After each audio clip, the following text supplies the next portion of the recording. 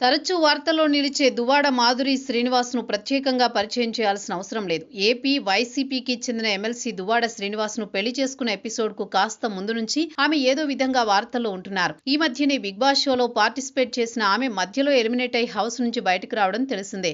ఇక తాజాగా హైదరాబాద్ మహానగర శివారు మొయినాబాద్ మున్సిపాలిటీ పరిధిలో నిర్వహించిన బర్త్డే పార్టీ సందర్భంగా అక్కడి స్పెషల్ పోలీసుల కారణంగా ఆమెకు షాక్ తగిలినట్టుగా చెబుతున్నారు. మొయినాబాద్ మున్సిపాలిటీ జేబీఐఈటీ ఎదురుగా ఉన్న ద పెండెంట్ ఫామ్ హౌస్ లో దువ్వాడ శ్రీనివాస్ పుట్టినరోజు వేడుకలు జరిగినట్లు చెబుతున్నారు. ఈ పార్టీకి పలువురు ప్రముఖులు హాజరైనట్టు సమాచారం. ఇదిలా ఉండగా పార్టీని ఎస్ఓటీ పోలీసులు నిలిపివేసినట్టు తెలుస్తోంది. దీనికి కారణం పార్టీకి సంబంధించి ఎలాంటి పర్మిషన్ తీసుకోలేదని చెబుతున్నారు.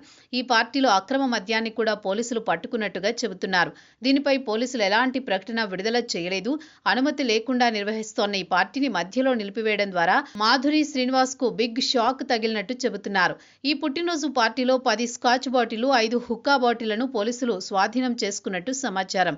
ఈ ఉదంతంలో దువ్వాడ మాధురిపై కేసు నమోదు చేసి విచారణ జరుపుతున్నట్లు తెలుస్తోంది. ఈ ఉదంతంపై పోలీసులు అధికారిక ప్రకటన విడుదల చేయలేదు.